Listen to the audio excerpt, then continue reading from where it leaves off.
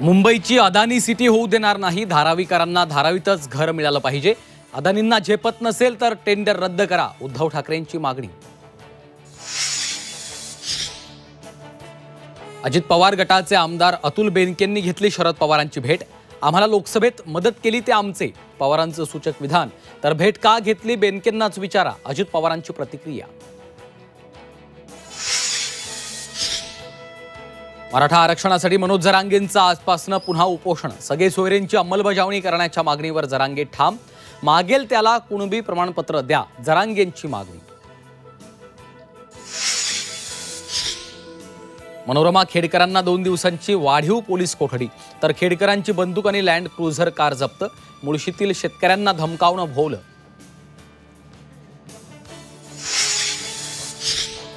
मुसळधार पावसामुळे मुंबईतील सखल भाग जलमय। कोकणासह विदर्भातही मुसळधार पाऊस। अमरावतीत ढगफुटी तर पावसाच्या तडाख्यामुळे नागपुरातल्या शाळा कॉलेजांना सुटी। आणि मुंबईतील संजय गांधी राष्ट्रीय उद्यानात मॉर्निंग वॉकसाठी गेलेले तब्बल 100 ते 150 ज्येष्ठ नागरिक अडकले। जोरदार पावसामुळे ओढ्याचा प्रवाह वाढला। सर्वांची सुखरूप सुटका।